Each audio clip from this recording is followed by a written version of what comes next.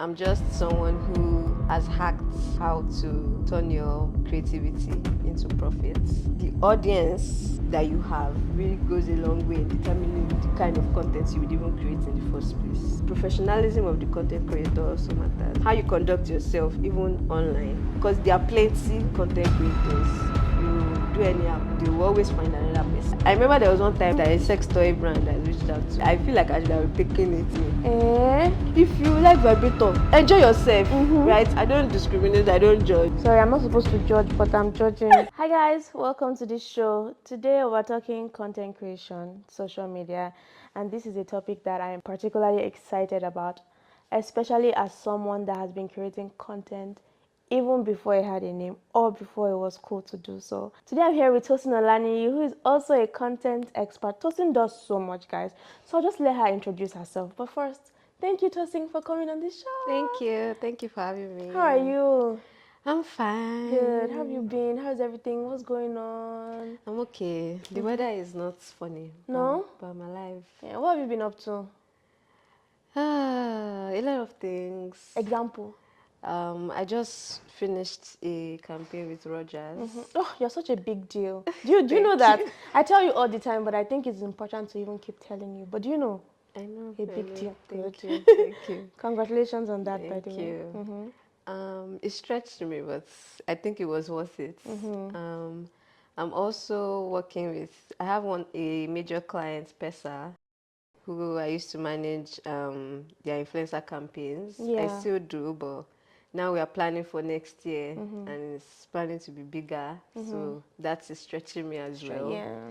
But I'm just looking for more ways to bring more structure to my business because we're planning big things for 2025. So yeah. Good.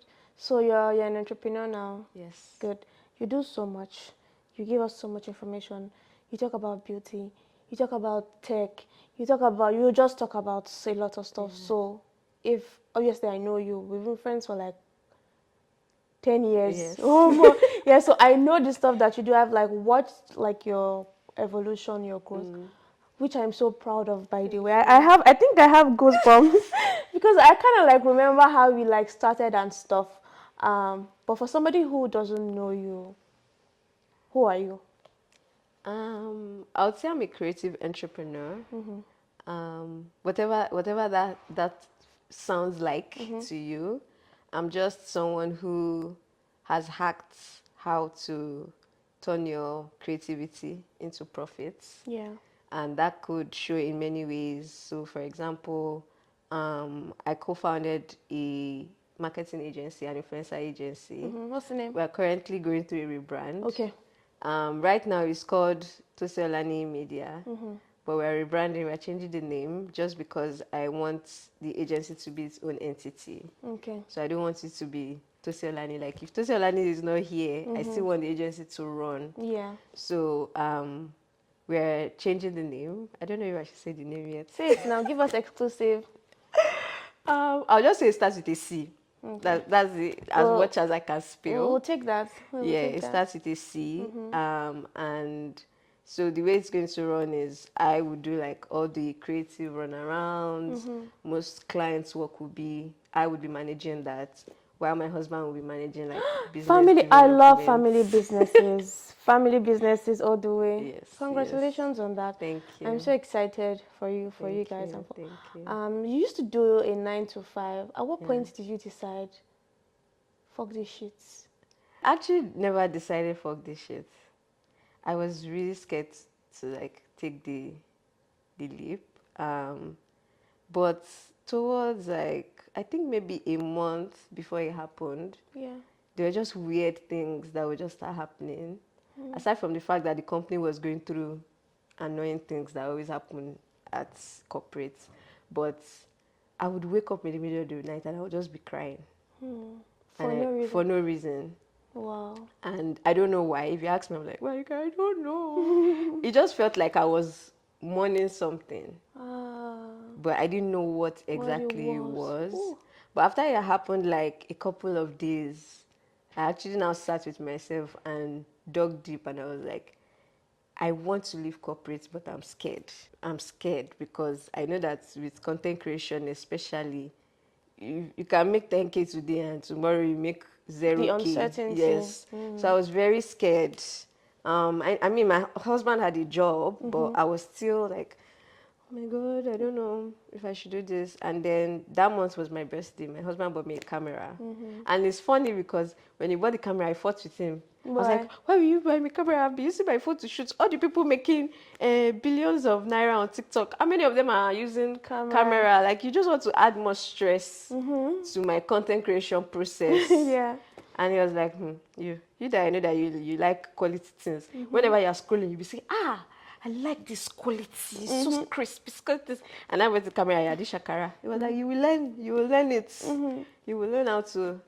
So I was like, okay. Another sign.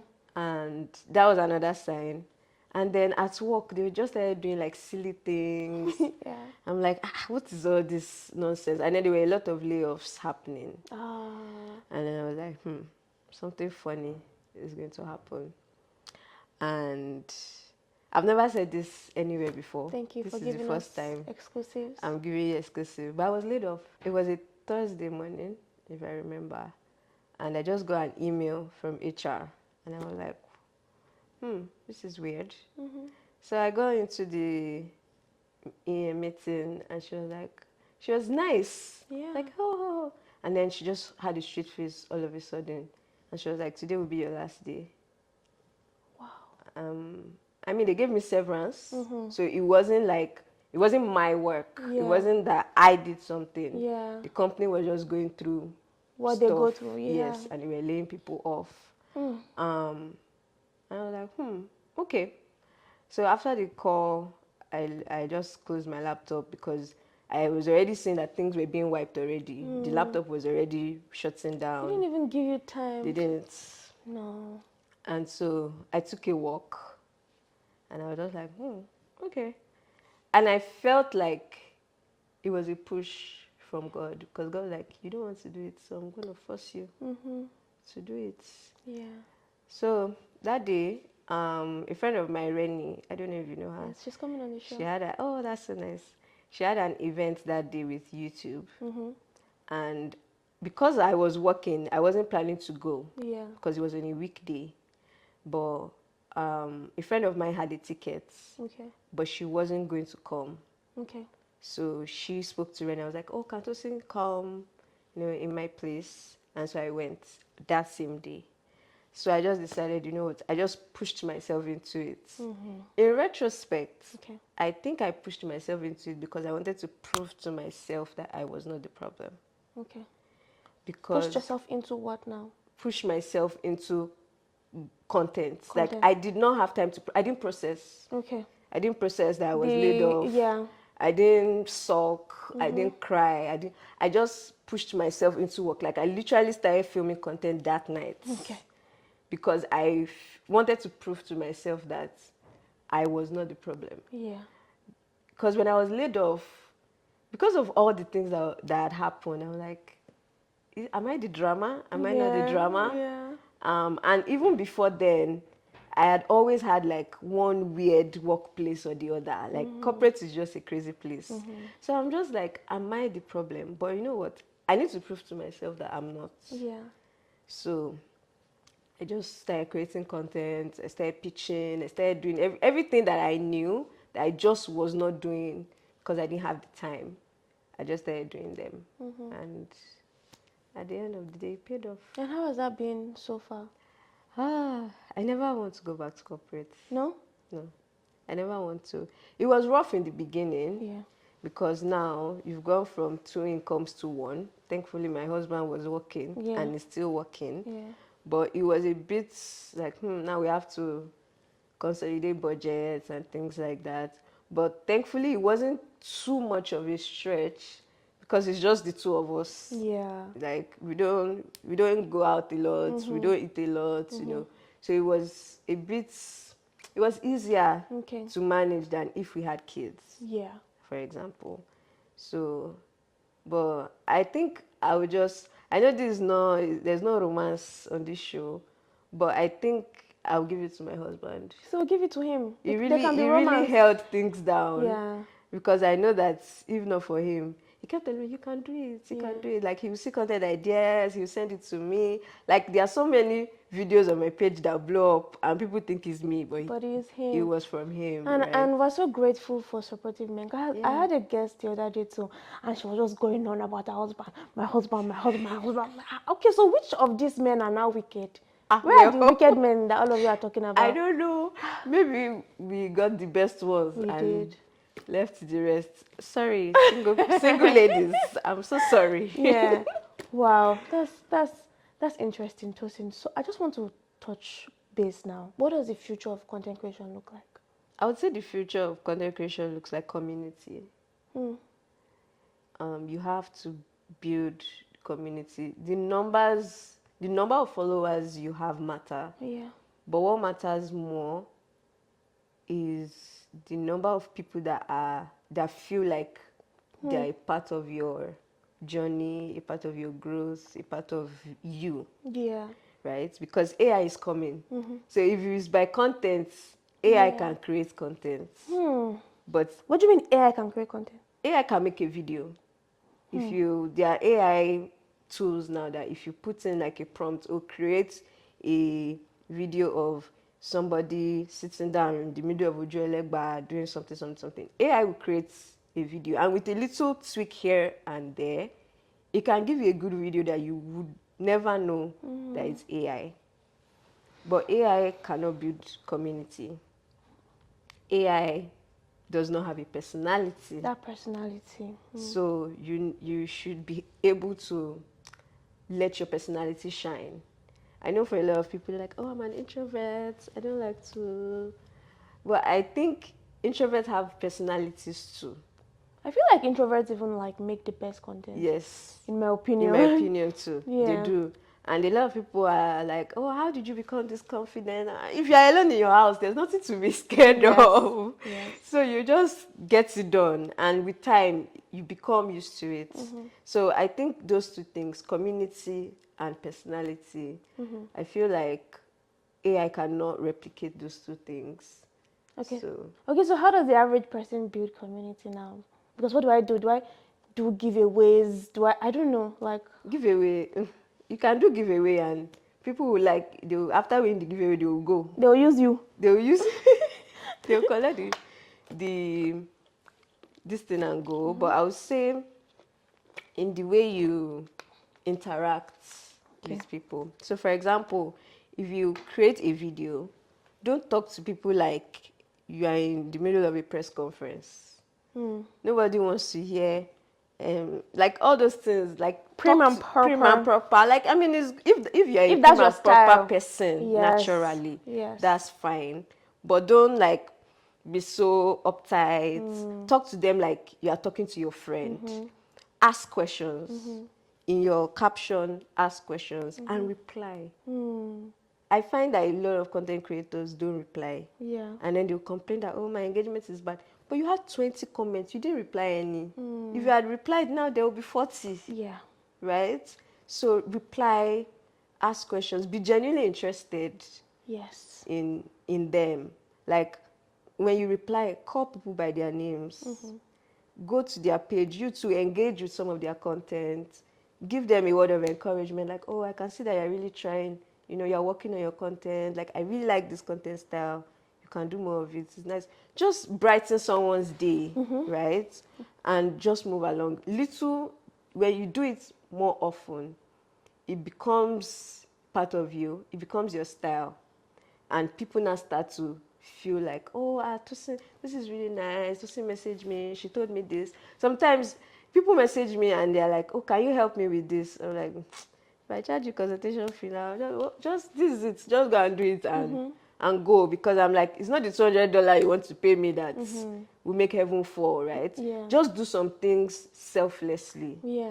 The money will come. Yeah. But in the beginning, you have to give a lot. Like, it's a 10-to-1 ratio. You have to give a lot so that when it gets to the point where you want to take, they will even give you without you asking. Like my Raja's video, blew my mind. Like right now, it's on 70,000 views. I don't even have 70,000 followers, right? And what did I do? The day before the video was going to go up, I just told people that I have a sponsored post coming tomorrow. Please comment, share, all those things. And immediately the video dropped. I was like, what is going on, right? And I know that if I never was there for other people, if I never commented on their own stuff, if I never shared, if they messaged me and I snubbed them, I don't think they would have come through for me too. Yeah. So treat it like it's a relationship. Don't always take. You to give. Okay. So to say that, for example, now you have a content coming up, people should. It takes, I feel like, I don't know, some level of vulnerability. Yes. To be able to say, guys, I beg, help me, or I need this thing. How are you able to do? Because I find that it's not everybody who is able to be vulnerable to even their friends or like one-on-one talking about being on the internet. Were you always like that, or did you get to a level where you built it slowly and then you got to that level? I think some things I had to learn. Like there are some things that maybe I want to, for example, all these speaking engagements, sometimes I'm scared because I'm like, who will come? Even up to now, I'm still like, will people buy the tickets? Will people really come? And then I'm seeing people buying the tickets and I'm like, wow, Yeah. people really, even if I've done it many times, each time I want to do it, I'm still scared. Yeah. But for the things like asking people to share, things like that, again, I see them like my friends. Like if you're my friend, my friend, I beg, I have this thing coming up tomorrow, write for me, or that kind of thing. I also find that before, I didn't used to do that. This was like maybe 2-3 years ago. I'll just drop the post. But in like the last 2 years, I noticed that when I tell them upfront, it also builds anticipation. Yeah. So it makes them feel like, oh, Tosin is dropping something. I can't wait to see it, right? And because they already know that me too, I did drop good stuff. I did drop quality stuff. So they're always looking forward to it, right? I mean, if I didn't say it up front, I think they would have still Shared. they would have still shared, they would have still engaged with the content. But I think it's a part of building that community. I just don't want to drop it on you. I want you to feel like you were a part of the journey. Like I've gotten so many messages since I dropped Rujas, like, oh my God, I'm so happy for you, congratulations, those kind of things. Like I never went to tell anybody that I'm looking for collab or anything. But I think because they've been there. Is that your biggest brand yet? It's the second biggest. Okay. The biggest one has not come out yet. Okay. We filmed it, but the brand will run it in ads, so I'm not posting it. Oh, so you're never gonna post it? I mean, I will, I can, but I want them to start running it in ads first, so that I don't jump the gun. So when they start running it in ads, then I'll post it. Okay. So I think everything is they just feel like they're a part of you, of me. They're a part of the journey. And everything, when I got married, that one shocks people because I never told anybody I was getting married. I just posted it and they were like, is she engaged? Yeah. Then I started posting wedding content and everyone was like, yes, But yeah, I think some things will come naturally to you and some will not. But it's a muscle that you have to exercise little by little. Like asking people things in your caption, asking questions in your videos, asking stuff on stories. Little by little, you build the muscle to ask for bigger things, right? So that's how I see it. Okay, and so what I've now noticed in my journey of content creation with community now is the people feeling like the entitlement. How do you now draw the line? Where does the balance come in? Where it's like, because you feel like there's some level of over familiarity that you will see in the comment and you're like, what is giving you the audacity to say this? But are you sure that those people are a part of your community though? Or they are strays? How do you now know strays? Because they follow you. Do strays follow you? Because sometimes the people who say like weird things are also following you. And so now you want to say... And do you see them often? Not often. maybe because I still have 14K, Yeah. right? If I see somebody that 14K followers. yes, 14K followers. If I see somebody that this person, she's following me or he's following me, but this person is not a regular.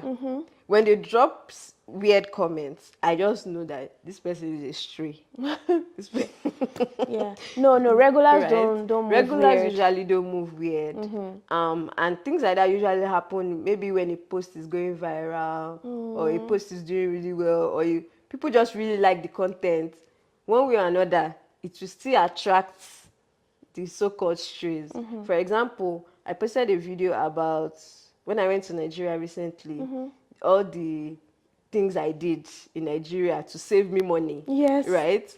And the people that are in my community liked the video. They shared the video like, well, this thing makes sense. So maybe me too, I should go to Nigeria and do all of these things.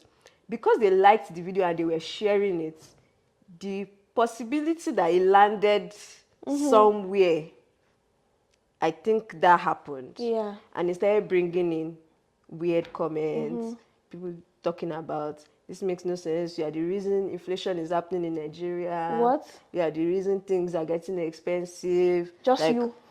Like when vendors see this kind of video now, they will increase their rates, blah, blah, blah. Then some people started dissing at my looks, talking about how I look, blah, blah, blah, blah, blah. When I looked at it, I noticed that some of them were following. As they are commenting bad things, they are following. So that they can be keeping tabs Wow. and keep dragging me, right? So in the beginning, I was blocking them. Then I noticed that they were coming more and they were the same demographic. They were older black women in Canada.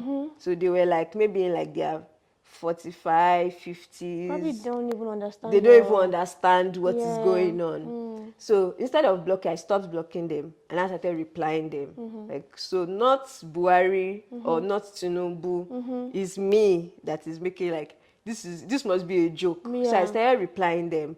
And when I started replying, they actually stopped. They stopped coming.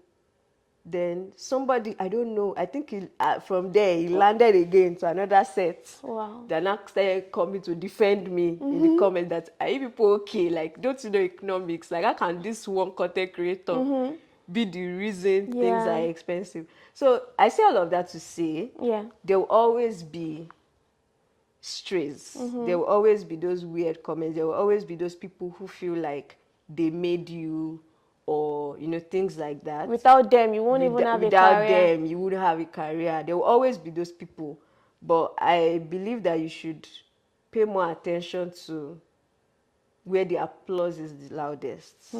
Okay, so two things now. The reason why I feel like those black people stopped, black adults, they don't like getting insulted, especially when they feel like they're older than you.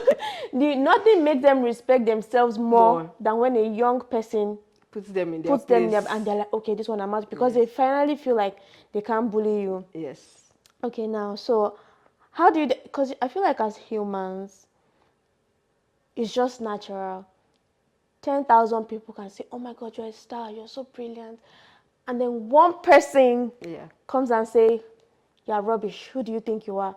And then you focus on that one. You just naturally want to gravitate towards that one person. So, and obviously it's like, with content creation, your report card is there for everybody. Like, you're just there for public scrutiny, everything. So how do you then deal with like all this feedback? Because when I ask these questions, it's just so that perhaps somebody will watch it and be like, okay, then it's not just me, or then it's not just like all about me. This is how this person deals with it. Maybe I should deal with it. So how do you deal with like stuff like that? There's love at home. So if I don't have love at home? You find it. There's always love at home. Yeah. If you cannot find the love with your partner, your parents, your dog, or your friend, or your dog, or Netflix, there's always love at home. I always tell people that social media, I see it's like, social media is your resume as a content creator. If you are going to a company, you want them to hire you, you give them your resume. Your resume is only a glimpse of who you are. It's only a summary of your professional work. It's even what you want them to know. It's what you want them to know. it is not your whole life. So it's not you from miles away that will come and tell me that, oh, my wig is looking somehow. It's not you. If I like it and I wore it, that's okay. If my family and friends, because I know that me to have quality family and friends, they will not allow me to leave my house if I'm looking weird. So if they tell me you look good, nothing you tell me can make me feel some type of way. It took me some time to learn that, because people would come for different things. Oh, you look like this, oh, you look like that, blah blah blah. My husband would tell me, who told you that? Like, am I complaining? Right? If people are not complaining, if your family and friends, if they shower you with love, I think it gets to a point where you have so much love in you that whatever people come and they say, at some point you start to even pity them. What must you be going through? What must you be going through? This person does not have love at home. So they are just trying to, put that thing on you. They don't know where to put their anger. So they just want to come and talk, right? So I think you just get to that point where you're like, just ignore it, or you block. There's a reason the block button is there. If you know that you just cannot handle it, just block them. Or mute. Mute is a very sweet button. Even sweeter than block. No bad blood. Nobody knows anything. anything. Nobody knows that. You just mute and you move on. Right? So you can either do the two, or you do one or the other. Whichever one works best for you. Okay. Nice. So I feel like we're in a space where now everybody wants to be a content creator. I remember when I started creating content, people say, oh, hi, so what do you do? Oh, I create content. Oh, nice. So what do you do? That's what I do. I shoot. It was like... It was weird. And they will now give you the... Yes. So you are not doing anything. And you want to be leader AKG. That's what people used to say that time. And then you now have to start defending. And then there was like an evolution where you went from that to everybody now wanting to be a content creator, which is okay because the sky is big enough for everybody. But then how do you advise? Because I don't know, that people who don't even know what to do, where to start, but they see, because it's not everybody that is like, it's okay if it's not your passion. If you want to use it to, I don't know, as a source of income, that's okay. So for people because if it's your passion, I think it'll be easy to know how to start. So for people who just maybe want to make it like a side hustle, what would be your advice for them to start? Because equipment's expensive. Stuff, everything is just like all over the place. So to just help them narrow down the things that they should know or do. Just the basics to start. I think the first thing is you should figure out who you want to talk to. Who? I did not say what you want to be telling them. I said who. Because the audience that you have really goes a long way in determining the kind of content you would even create in the first place. So for example, if your audience are maybe new moms in Canada, for example, now that is your audience, then you think of what are the things that are important to new moms in Canada. If I'm a new mom in Canada, what were the things that I wish I knew when I was getting here? So with that, you now have your content pillars. That will give you where your content pillars will be, or the kind of content you'll be creating. So maybe it would be how to get benefits for your kids, or how to figure out what daycare to get your kids to, or how to even be on the wait list for daycare. Those kind of things, you can now sit down and the content ideas will be endless because you know who you are talking to. You can even go into fashion.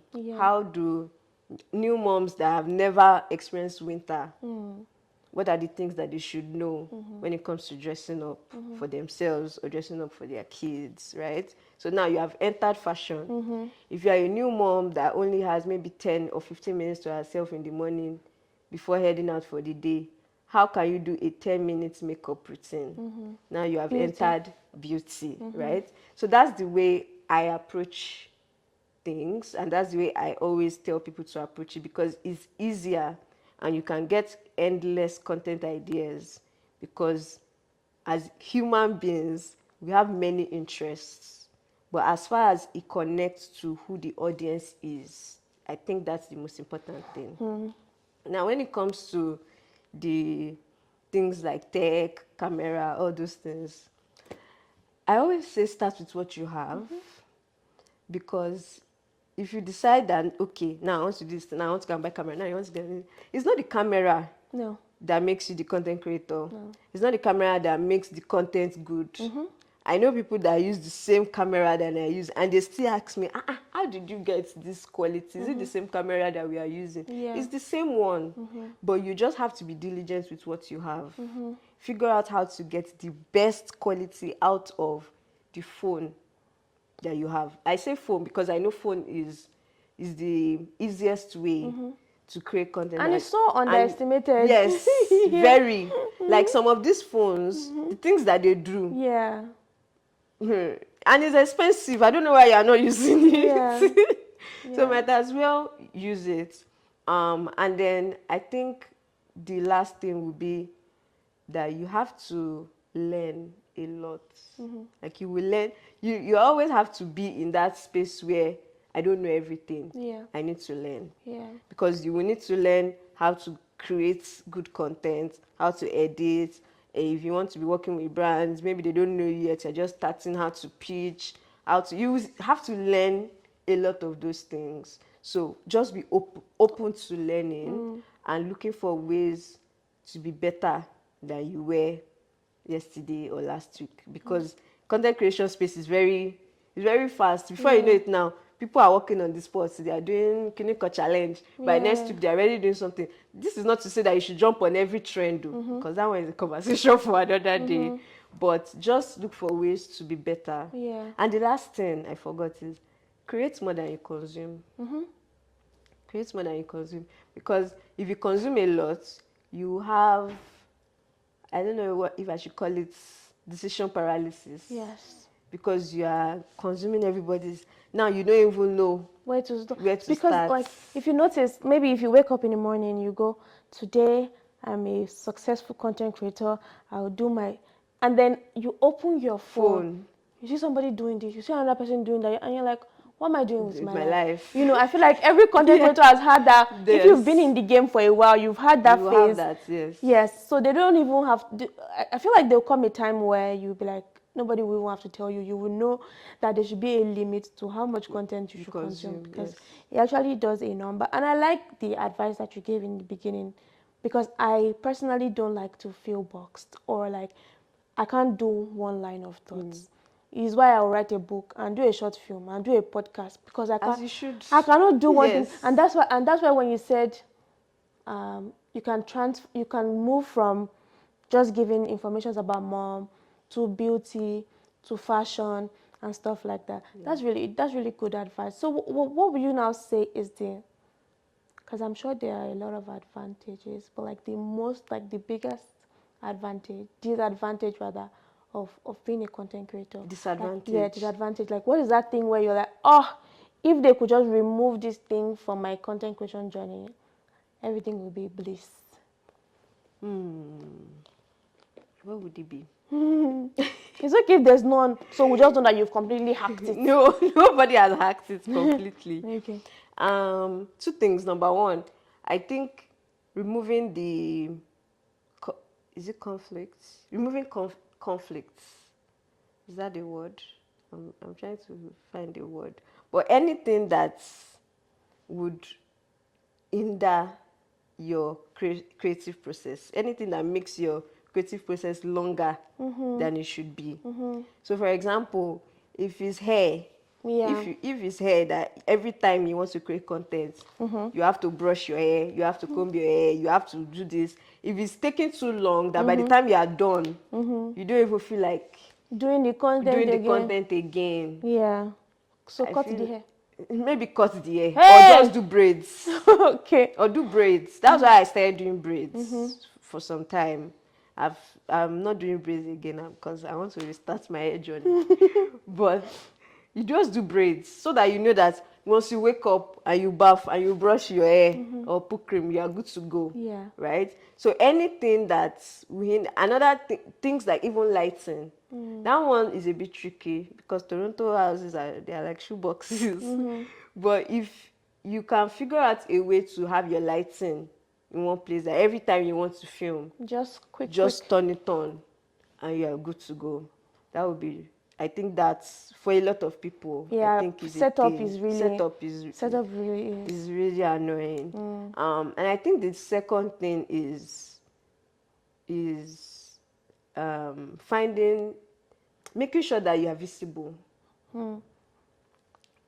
You stay with me, especially if you want to work with brands. Okay. In a place like Canada, for example, because you can be creating, not you, but it's hypothetical you can be creating in Canada 4 years, 3 years, and it seems like the brands are not noticing you because some things is just luck, and some things you have to put yourself in their faces. It's not that they don't want to work with you, They just don't know but there are about you. plenty. They just don't know that, oh, there's this new kid on the block that is talking about this cool thing. They just don't know that you exist. So now you have to bridge that gap of reaching out to the brands and introducing yourself to them by yourself. So finding out their emails, reaching out, following up, all of those things. It takes some time before it now gets to the point where, oh, they already know you, they already have you in their PR list and they can just reach out to you directly. But for a lot of people, it takes a long time for them to even know that that is the problem. They just feel like, oh, I'm working now though. It's like these brands are not even noticing what I'm doing, and then they get discouraged. Some just stop, or then they are no longer consistent or things like that. But for many people, they just don't know. And the thing is, some of the established ones, some people, they were lucky. Some people are lucky, so they didn't go through that. They didn't have to be pitching the brands and everything. So you'll be brands feeling were just finding them. We're just finding them. Oh. And you'll be feeling like, these big people are not even sharing the secrets. Yeah. But they cannot tell you what they don't know. Because they didn't really Because they didn't go through that. Everybody's journey is different. They didn't go through all of that. So But if you find that maybe these brands aren't reaching out to you, you reach out. And that's why in the beginning I said you have to learn a lot of things by yourself. Because you also have to be thinking that, okay, what is the reason I've been creating content now for 3 years?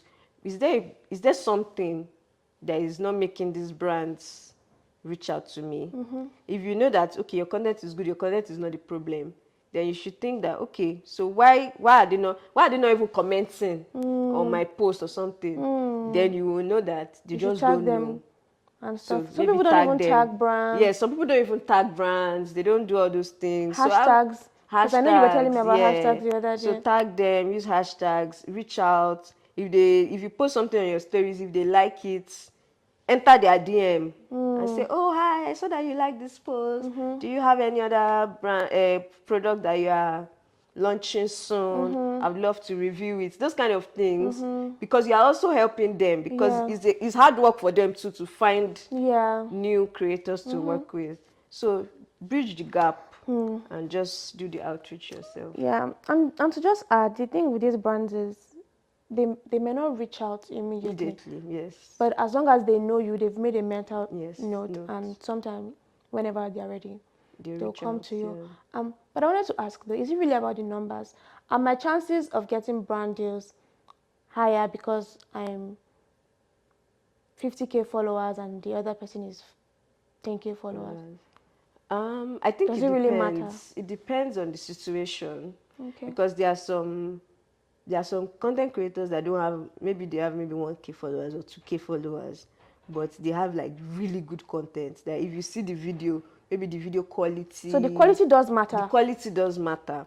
So maybe the video quality or how they just like their messaging, their personality is just so engaging that once the brand reps just land on the content, they just start enjoying it. Before they know it, they've binged all the content on your page. That kind of person will probably get a lot more brand deals than somebody with like 50K, but maybe the person doesn't really, maybe the content is just not good like that, but they had one viral moment that brought in all the followers, right?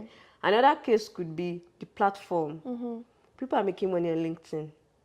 I've heard though. And they are just writing. Yeah. Right? And there are people on Instagram and TikTok that are filming video, and brands are not even reaching out. So it really depends. And it also depends on the goal of the campaign.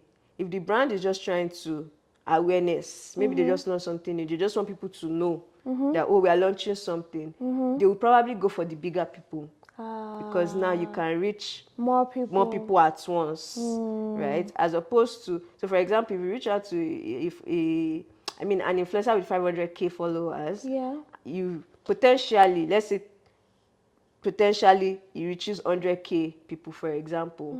If you want to look for smaller creators to hit that 100k, now you have to work with maybe 4 or 5, but now you work with one and you reach the number of people you want faster, right? So that means it also shortens the time and effort that they also spend.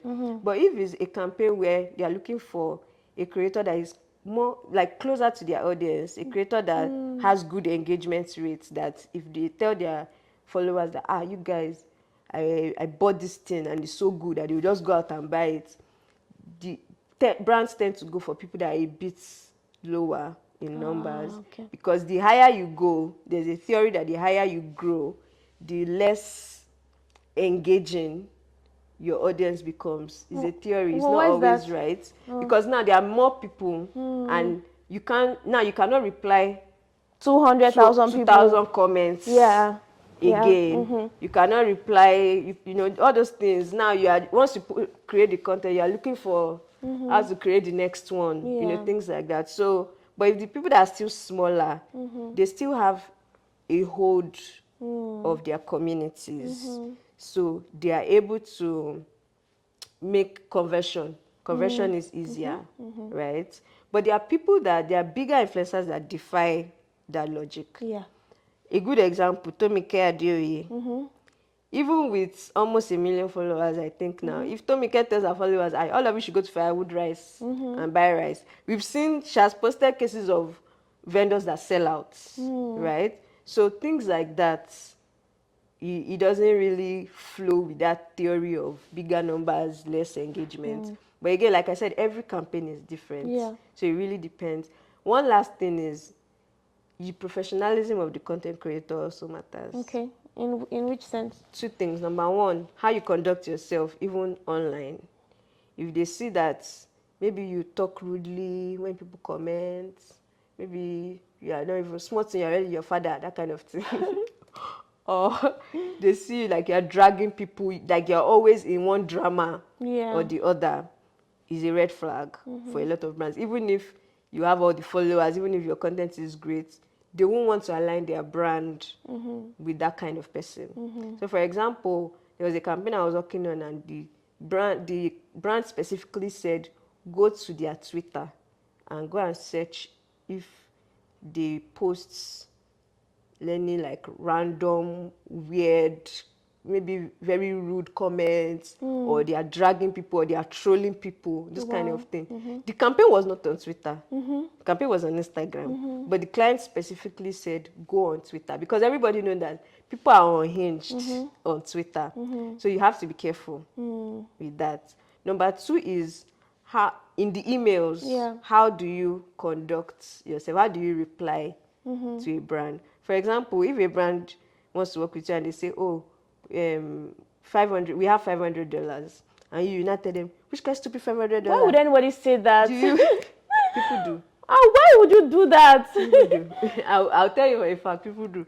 Or they'll say things like, you can see that if our content was $500, will you people come? Weird, saucy things like that. For example, there's a campaign I'm managing where the influencers agent, the manager, was telling me to write their caption.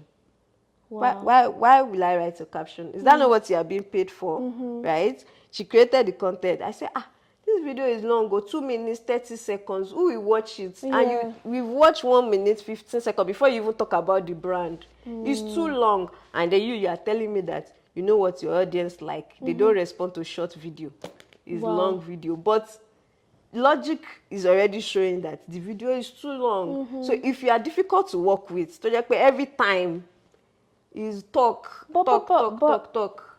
It just makes it. The thing is, brands want to work people that make the job easy.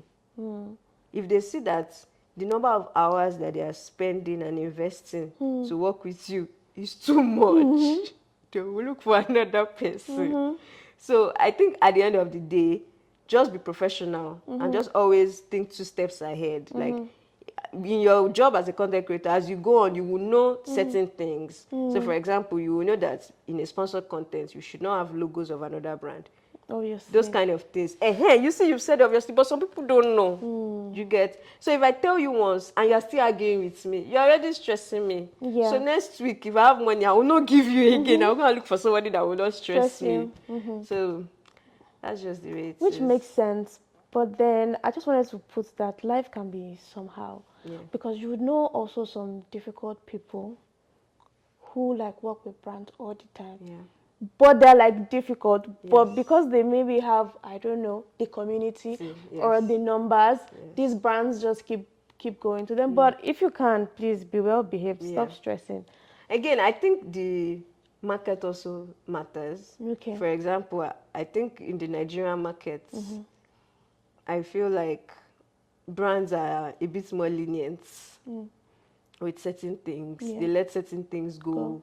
So a content creator can be the worst person to work with, but because they have the audience, the brands will, even if you insult them, put hand on their nose, they'll just, okay, fine. They'll just push through.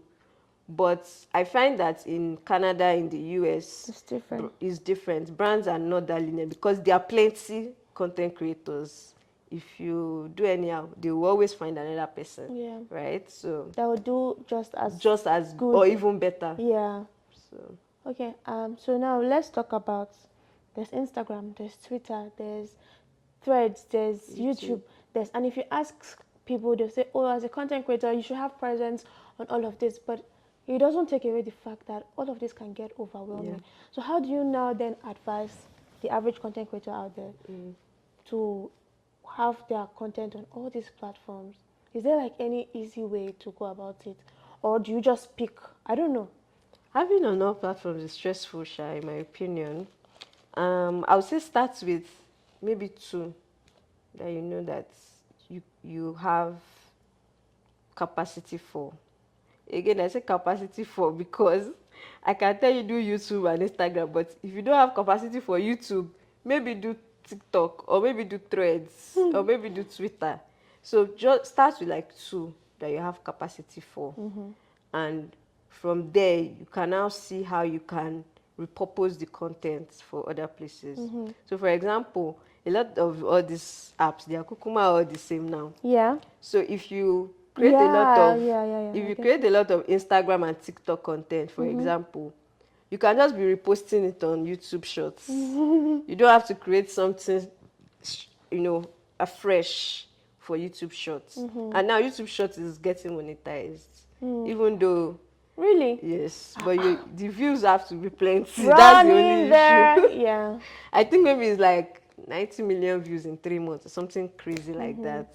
But again, little drops of water. You never know which one will go viral. You hit your 90 million views. So I'll just say start with 2. I think 2 is a good number because you don't want to put all your eggs in one basket because these platforms are funny. For example, TikTok now, nobody knows if they will ban it in the US or they will not ban it. It's still shaky. So I'll just say have 2 so that in case one is moving somehow, you have another one. But I'll still have an idea of all the platforms out there. Just know them. You don't have to be there. But just know that, there's something called Threads. It looks like Twitter.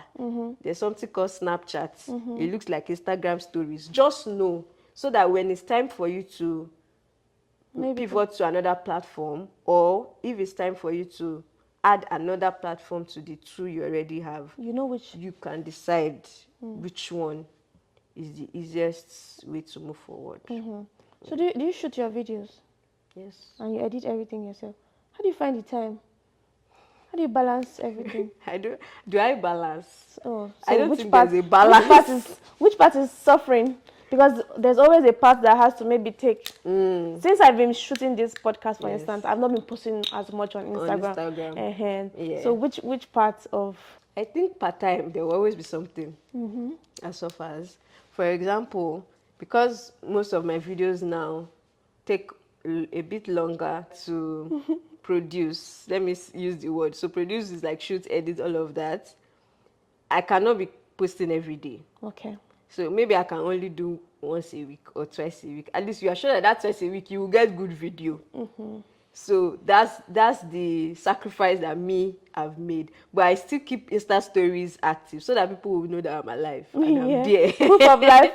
Proof of life. They will know that I'm there, right? Some people, it might be another platform. For example, Instagram is my main platform. Yeah. I have TikTok, but I've realized in recent times that TikTok is not rewarding me for my hard work.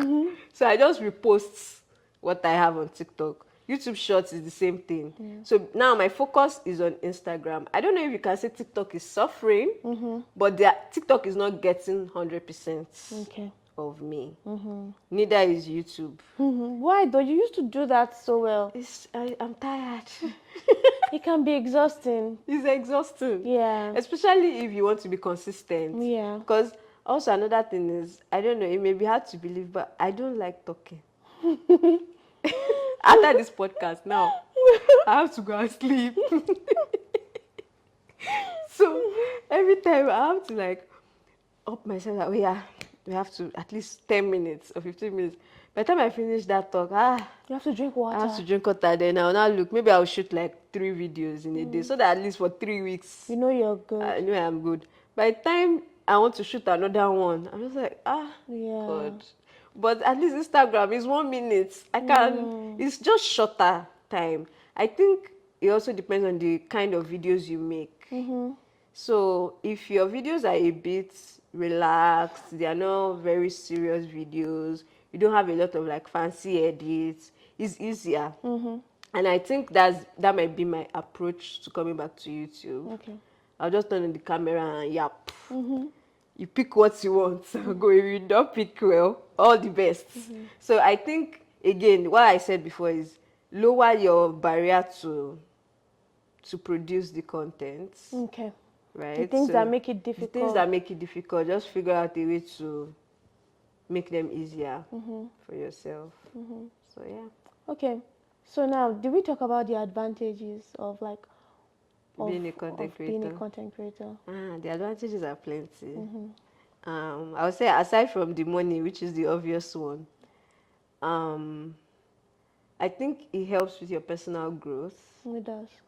Because I don't know, if I wasn't doing content, I don't think there's a lot of growth I've seen in myself that never comes up on camera, or nobody ever sees. Yeah. That I think happened because of content creation. Like, for example, I feel like I'm more in tune with myself. Like if I'm feeling off, I now know, I now have a way of sitting down and really figuring out why is that happening, because it usually affects the content. Right? Yeah. So if I'm not in the right mental state or mental frame, it affects my vibe in the video. It affects all those things, and I know that the video has to be good. So me too, I have to be good. Yeah. So either maybe it's food, or maybe I need to go to the hospital or something. Now I know that I have to be okay first, because you cannot pour from an empty cup, right? Then even in terms of confidence, like I feel like I'm more confident now than I was, I don't know, X number of years ago. Like I'm the prize. You cannot tell me. Period. You cannot tell me shit. Period though. There's nothing you can tell me, right? And I know that maybe 2 years ago, I probably wasn't even this confident. In fact, 2 years ago, I was not speaking in my videos. Wow. Which people are like, oh, really? Because now I've yapped so You've much. spoken so much, you're like, that wait, everybody- that's just like that's 2 just years. like 2 years ago. Probably a year, safe, right? Is there a reason why you weren't doing that though? Will I say I was just not confident? Okay. I think I would just tear myself down before other people did. Yeah. So I'll just be like, I don't like the way my mouth is looking. I don't like the way kiniko. I'm like, bro, this is who I am. This is what God has given me. I cannot change it. Yeah. So might as well make use of what I have. And anything that... So I started planning. I think that was the thing. It also helped me become a better planner. Okay. Because I started planning things. Like I'm planning my day, my week in advance. I'm already planning. It wasn't on Sunday I asked it at what time. Yes. Because now from Sunday, I'm already planning my week. Before 9 to 5, I'm just... By that Friday, I'm like, please, I'm already done. When it's Sunday evening, I'm already like, we're going back to work again tomorrow. That kind of thing. But now, because I'm enjoying it, I'm planning way ahead. Then there are so many skills that you pick up that you probably would not have needed if you were not a content creator. Things like editing. Oh my God, I never in my life thought I would know how to edit. Right?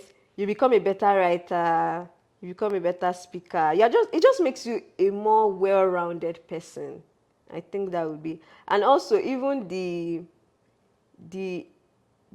doors it opens for you. This is not even money now. Right?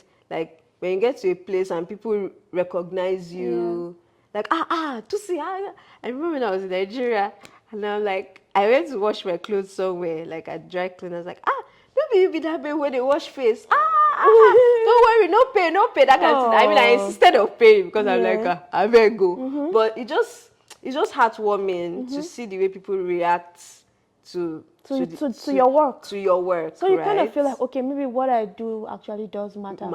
Because yes. there's a way, like I said earlier, that people can make content creation feel like a joke, where it's like, that's what you do. Even right now, there's people who think, is that thing a job? You know, until they start seeing that the kind of money you're making. I think money is the money. I think when people started hearing how much content creators were making, then I started taking it seriously. That's when they started taking it seriously. Then they'll not be like, just to set phone, okay, now me too, I can do it. Then they do it for 1 week, and then they realize it's not that easy. Content creators are trying, the amount of times I've heard content creators are trying. I always know it's from somebody who's tried it for 1 week. Yes, just 1 week. And like you've not even started. Yeah, and like you said, you get better along the way. Because I remember, I don't know if it's my first video or maybe my first set of video. If I watch those videos now, every time I cringe. Oh my! But I still leave it there because it reminds you obviously of your growth. But I cannot sit down comfortably and say, I want to watch my video from years back because it's just nonsense. Yeah. Honestly, like even the way you dress will change. Because now you know that people can recognize you on the road. Normally, if you just wear something and just go on the streets, now you remember that, if somebody should see that, look at the way she looks like. I mean, sometimes I see wear pajamas if I want to go and buy water downstairs in the middle of the night. But I think it just helps you to be more conscious. Right? Yeah. Okay, so now another thing I feel like a lot of content creators struggle with is, because I want people to come here where it's like, so you have so much on your page, but when people like, let me get a summary of what Tosin talks about, I want to quickly come and dig up this video. I'm like, okay, thank you Tosin again for always. How to formulate your rate card. How do I know how much to charge? I have 5,000 followers. How much should I charge brands? What should I do? How do I go about it? What advice would you give? The first thing I always say is ask people that maybe around the same following, around the same kind of content, or around the same industry. I say industry because every industry is different. Yeah. Someone with 10K followers in finance cannot charge the same thing as someone in 10K in beauty. Okay, why is that?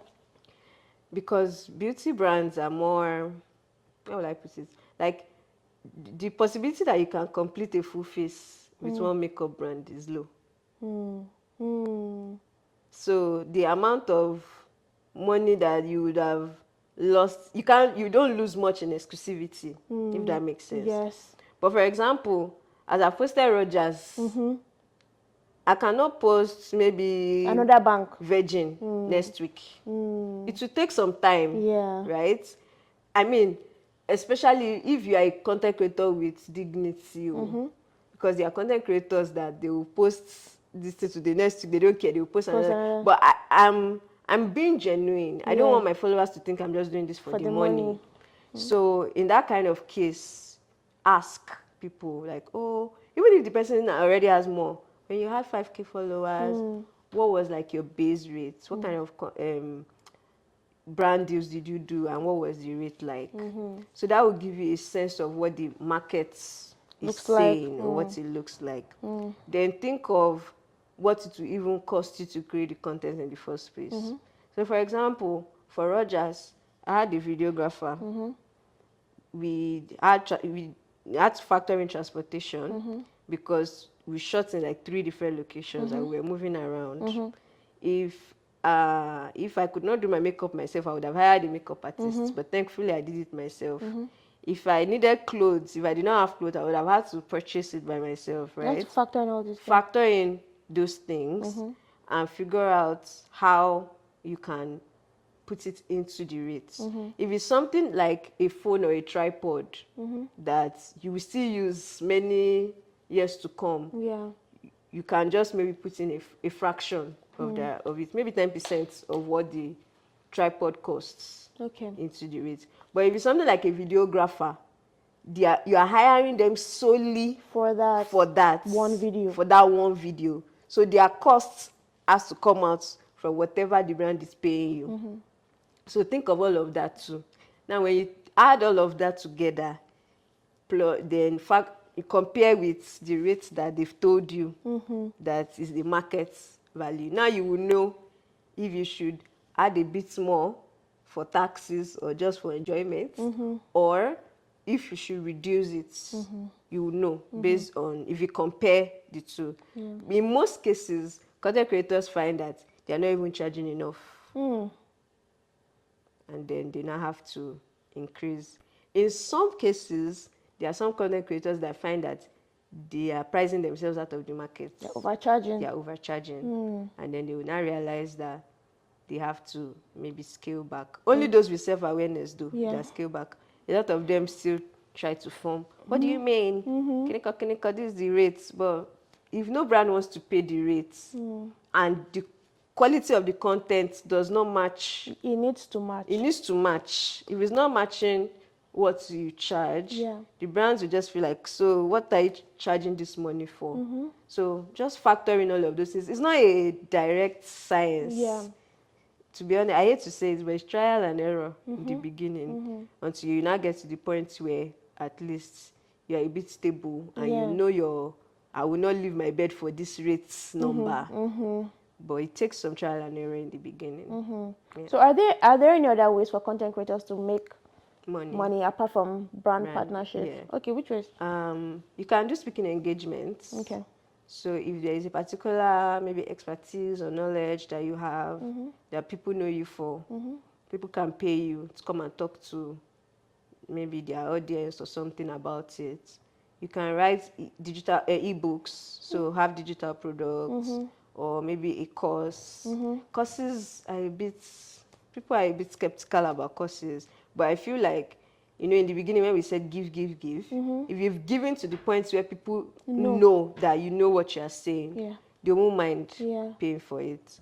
You can do consultations, maybe people book you. Maybe if you're a fashion person and people know that you know how to put a look together, when people have a special occasion, they can book you to help them figure out an outfit for the occasion. Another way is if you're on YouTube pays you AdSense. Even though that one too, you have to reach 4,000 watch hours. Again, give before you get. What again? You can launch physical products like Oyibo Karimo. So you can launch a physical, maybe a book or a perfume, like Jackie I know launched a perfume. People launch candles, something that is just, it makes sense for your brand, because that's another thing. Like if you are known for, maybe you are known for, let it just make sense. It doesn't mean if you are fitness, you have to launch I get you. a fitness brand. But when you launch it, let people say, wow, that makes sense, right?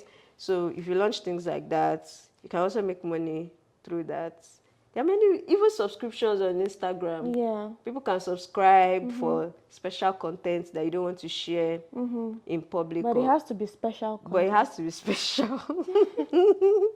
Yeah. So maybe everybody has been looking forward to your wedding now or something, and you know, people pay like maybe $5 or $10 to watch it live, that Yeah. kind of thing.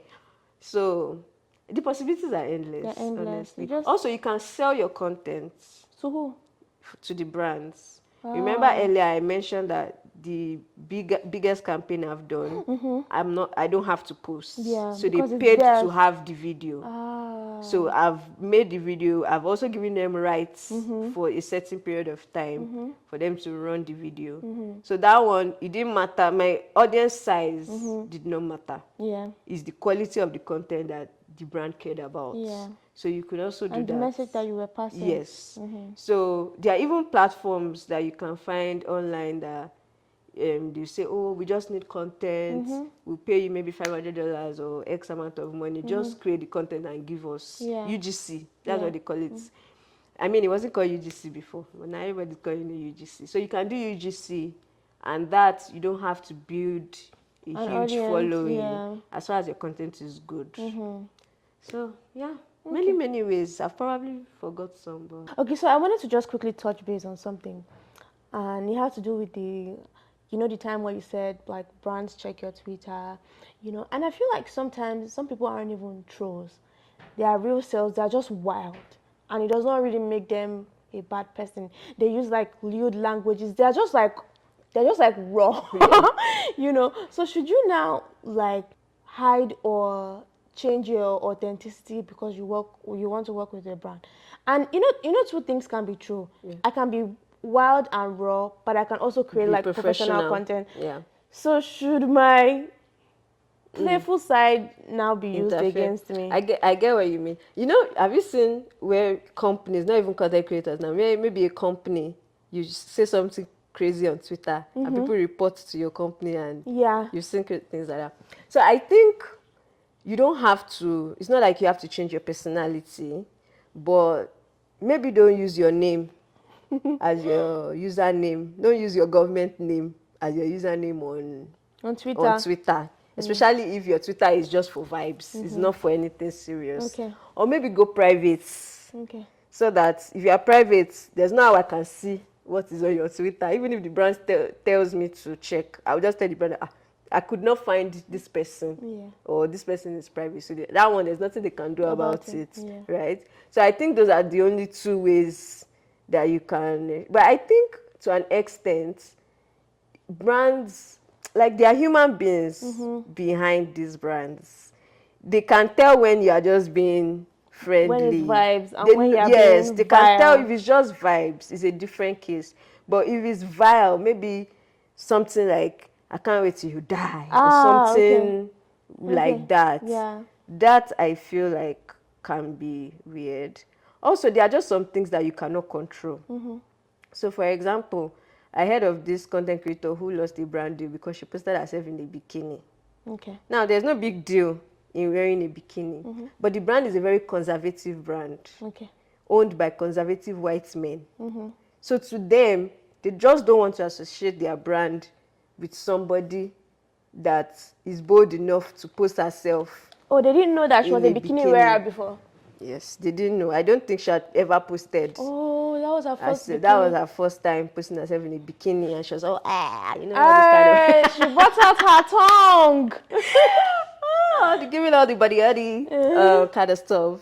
So, and they were like, no, that, you know, it's just not...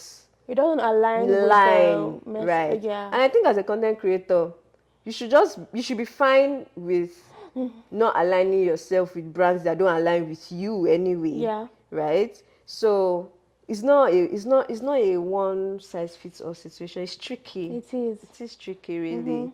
But I guess you just do your best and leave the rest to God. Yeah, because you never honestly really never know. Because there's still some reputable brands that still want to associate with you. despite the fact that you're wearing a bikini, because it's really and some not. will never find it. Yeah. That's another thing. It's not all brands that do due diligence to be checking. Yeah. Some, once they've seen your first, they just come across your first video, or they just scan your page. Ah, I like her smile, oh. They just put your name there. It's not every brand that really checks like that. So at the end of the day, just do your best. So what's your take on trends? You know, I think trends are okay. They are good, but don't base your entire content strategy on trends. because what then happens if there's nothing? Because you just become that girl that jumps on trends. It's like you're not known for any other thing substantial. Trends are good maybe once in a while. Maybe there's one big trend now, and if you can find a way to tailor it back to what your content is, to your style of content. For example, there was this time that people were doing, I'm a black girl, of course, something. So maybe you are a mom. Your own content can be, oh, I'm a mom in Canada, of course. But if you just do something random, the possibility that video will go viral and will bring people that you don't want, which is another issue. Yeah. If it brings in the audience that you don't want, because you made it for them. It's their type of video. It's their type of video. You have made it for them. So now you have all of these people, and that's how you see sometimes you see a creator with like 50K followers getting 100 likes because they've gone to get all of these people who are not even interested in the kind of content you create on a daily basis. So you just have to be careful with trends. Also, look at the kind of trend it is. There's some kind of trend that maybe you should not, if it's not your type of brand, just don't do. For example, during pandemic, there was one bus seat trend. I don't even remember. If it's not your thing, I don't know. Depending on the kind of content you create, if you want to be, there's something that brands call being family friendly. If your page is a family friendly page, I don't think you should be posting that kind of. It's like twerking. You can dance. Nobody says you should not dance, but maybe keep it PG. Right? Also, like, I'm so mad that bum shaking is sexualized, because it's just like shaking a body part, shaking my hand, shaking my hair. I think it depends on how you can shake your bum if you are dancing normally. But when I train it up, the whole bossy trend, I think the way it came about too, it was sexualized from the beginning. Like the origin of it, I think, was sexualized already. So it just felt like you have joined. And a lot of people used to wear unclad clothes when they were doing the trend. Okay. Nudity is another issue for a lot of brands. Nudity sometimes is even different from wearing a bikini. Because if you are wearing a bikini, it's expected that, oh, if you go to the beach, you wear a bikini. Yeah. That's different from maybe you are wearing an outfit that is only one small distance that is covering your breast, you know, that kind of thing. So again, just be mindful. But at the end of the day, no matter the kind of brand that you have built, will attract the kind of brands that you want, if that makes sense. Like if you've built that kind of brand, that is like out there, brands that are out there that don't mind to reach out, they'll come, right? There's even a market for that, because we don't have too many out there brands. Yes, there's a market for it, right? So I remember there was one time that if not even one time, more than once, that a sex toy brand has reached out to me. Hey, they were saying you should come and promote vibrator. There was one when I was in corporate. They reached out to me to be director of social. They wanted me to be director of social. That one, I feel like I should have taken it. For which company? For a sex toy company. I feel like I should have, in retrospect, I was thinking at that time, maybe I should have taken it. So, can it big deal? Is it not what I'm doing? I know. And I feel like they'll pay more, though, because there's a stereotype towards them. So it's not everybody that wants to, And then the other time, like 2 or 3 times, they've actually reached out for me to post about them. If you like vibrator, now enjoy yourself, right? I don't discriminate, I don't judge. Enjoy it. But it's just not something that I would post on my own page. But there are people that they don't mind, right? And it doesn't stop them from working with and in another brand, Yeah. because there are other brands too that don't mind if Yeah. you post that kind of thing. But would it? Are there brands that will mind that you post something as such as a vibrator? I mean, a brand that does not like that you post bikini. They cannot like that you post vibrator. I don't know. Why though? Why? Some people, again, conservative. Some people like to pretend like Yeah. we were born by falling from heaven. Because like, I mean, virtually, literally, almost every adult will or has done it. So yes. yeah. But some people just like to pretend like, no, that's not what we are doing. And they're always the worst. by my. Sorry, I'm not supposed to judge, but I'm judging. What do you think? Like you hear, like I hear it all the time, but is content truly the next crude? Like, is there like so much shitload of money to be made, or do you think people are just overemphasizing? Yes and no. Yes, in the sense that if you compare the amount of work, like maybe like per hour,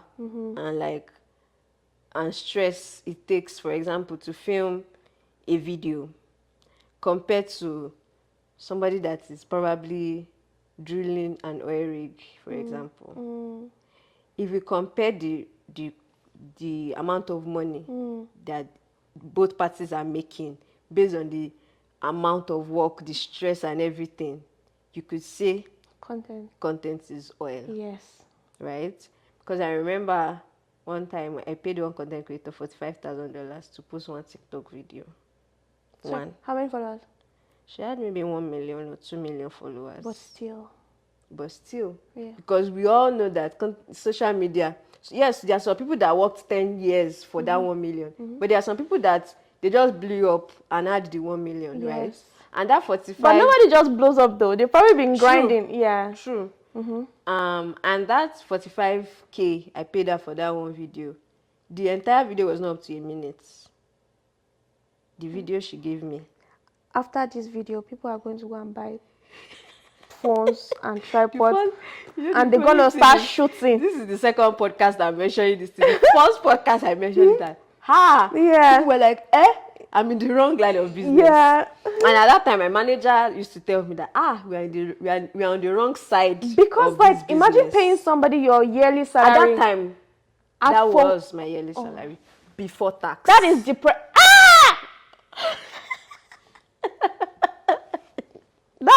were you before depressed? Tax, I was. But again, because I always knew that I will not be in corporate forever. I just saw that this is motivation. Wow. That very soon, me too. Yeah, you're gonna get. I have my eyes on the prize. Look at God. So whenever my manager is saying we're on the wrong side of the business, I always say, not me though. I'm on the right side because I'm on both sides. Yes. I'm like, I'm on both sides. This place I am, I'm learning what I will use at that side, right? So in that case, she filmed that video and she was a student. The campaign was for back to school. It was a fashion brand. Wow, so she was probably a teenager. Yes. So the entire video, and she shot that video with her phone. So she probably spent 1 hour to film and maybe another 30 minutes to edit the video. Then maybe 15 minutes to write the caption. Who uses 15 minutes record? Was it a book? I'm just saying, more exaggerates. Wow. I just say let me exaggerate to the max, right? So that entire video, let's say filming, scripting, everything, maybe it took her 2 hours to do. Oh, that's about 45K. And that's not the only brand that I know a manager would take maybe 20%, sha. Even if it takes 10. But even though, and that's not our only brand deal. Yeah. And this USD, by the way, is not CAD. Okay, water. So now compare that. Do you know how much work it would take? Like, who should I think of? Any role at all. Yeah. Even a software engineer to make 45K, he's not doing a day's work to make 45K. We're talking months. You're talking months, right? Even people that earn 500K per year. Yeah. If a content creator is earning 45K for a video, by the end of the year, she's probably making maybe ×2 of that 500K. As much physical work. Because content is still work, right? But not as much physical and mental work. She still has time for her family.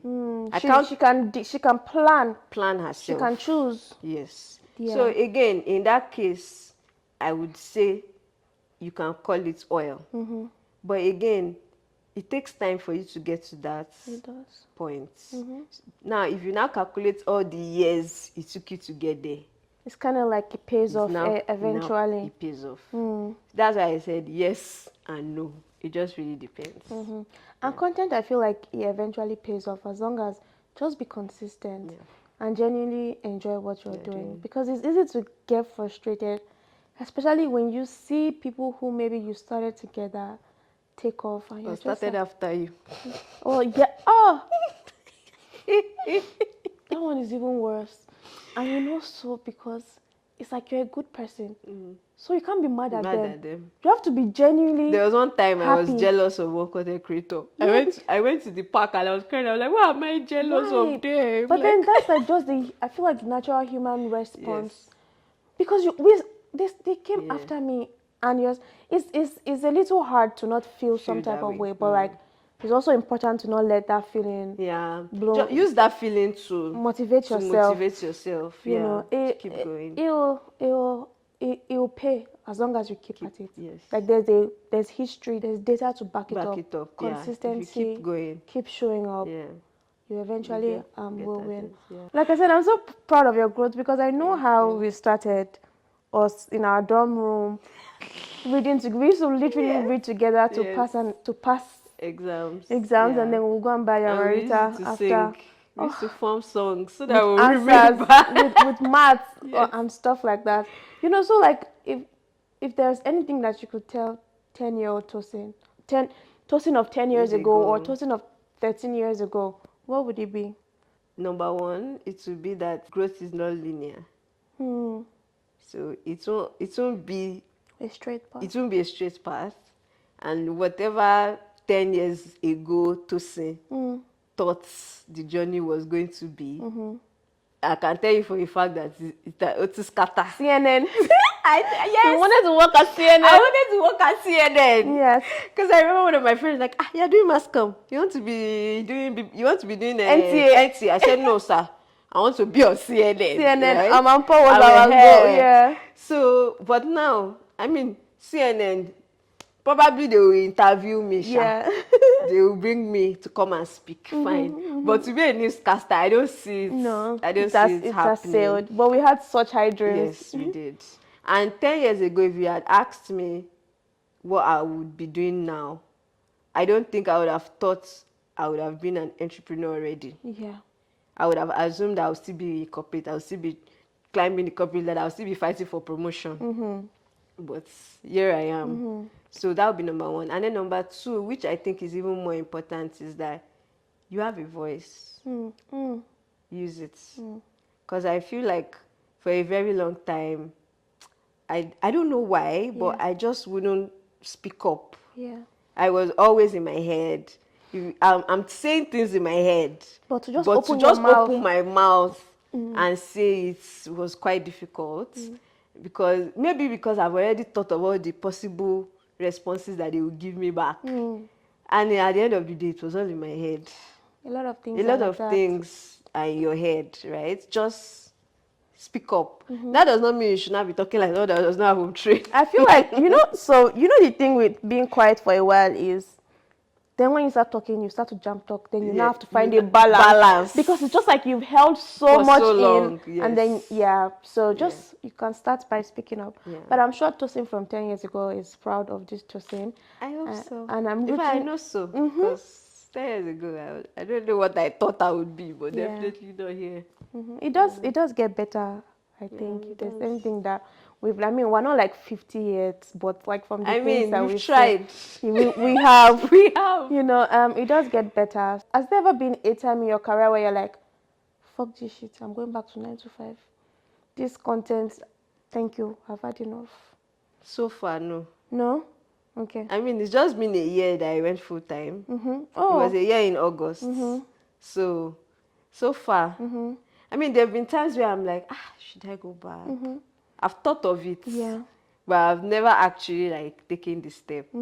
Especially when I will now open LinkedIn and I see the job, then I say put your resume, and I remember that I've not updated my resume in a long time.